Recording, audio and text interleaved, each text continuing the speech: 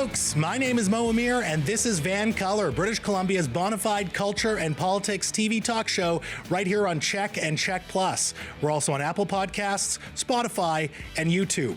Tonight, we're going to be talking about policing in British Columbia. Is BC going to ditch the RCMP for a provincial police force like the ones found in Ontario, Quebec, and Newfoundland and Labrador? A new report by an all-party legislative committee of BC MLAs recommends that we do just that.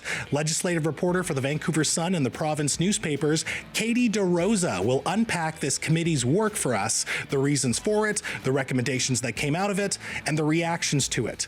But first, the thin blue line patch has been banned from police uniforms by the Victoria Police Department, the Ottawa Police Service, and the RCMP. So why are some Vancouver police officers wearing this thin blue line patch? Is this patch a show of solidarity between police officers, or is it a racist symbol? Our first guest is going to explain this controversy. He is a longtime civic affairs reporter for Glacier Media, which includes Vancouver is Awesome. He is Mike Howell. Mike.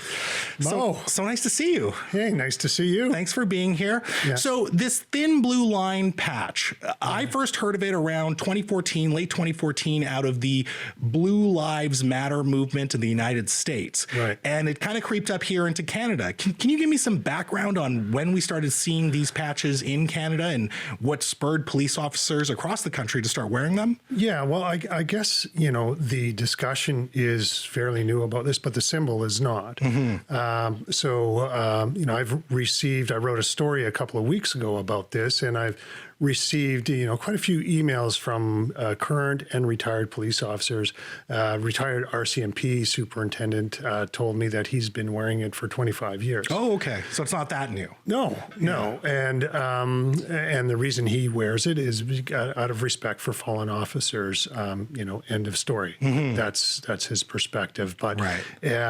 Locally in Vancouver, it has become an issue because it was brought before the police board just recently.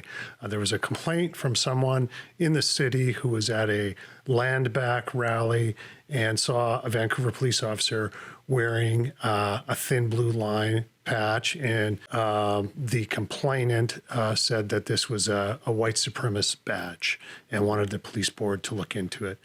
And we've seen different jurisdictions across Canada, police departments ban this patch. Yeah.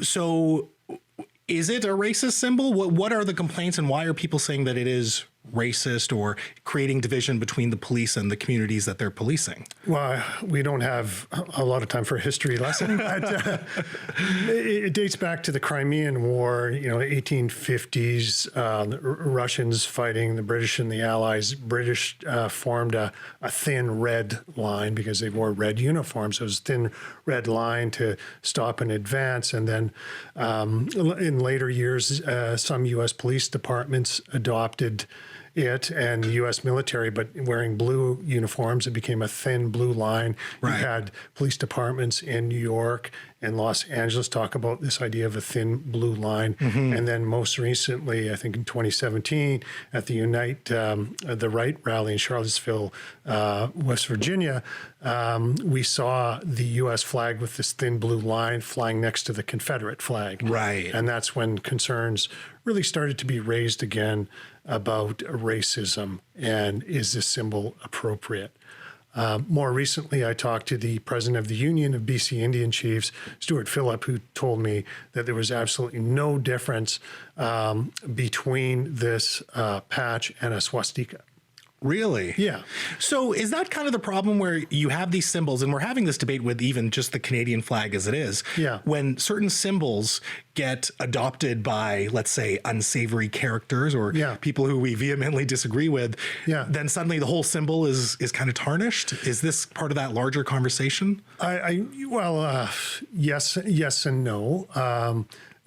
Talking again to Chief Phillip about this, that if you look at the colonial history of Canada and what has happened to Indigenous people in this country, it was operated by government and military and police. Right. And so to him, this symbol is hurtful to Indigenous people, and he's asked that it be removed from all Vancouver police officers, and the police board should do that like now. Yeah. When it comes to police uniforms, are they allowed to wear decorative patches, especially if they're political? Like, I would assume with a uniform, there are strict rules about how they have to be worn, right? Yeah. Police Chief Adam Palmer talked a little bit about this at the police board recently, where he said there is a dress policy. There is some leeway for officers to wear certain things. The thin blue line patch is one of those. They wear pins and different symbols related to like Cops for Cancer or law enforcement kind of memorial ribbons. So it does happen in the city. And as far as the number of Vancouver police officers who wear it, the police chief says very few actually wear it. Right. Which I think is, you mentioned some of the other police departments in Calgary. The Calgary Police Commission actually said you're not allowed to wear those anymore, but they're kind of holding off because they're talking to police associations to figure out how to move forward. In the interim, a lot of these police officers who weren't wearing them are all wearing them now. Really? Yeah. Okay. It's like a backlash. Yeah.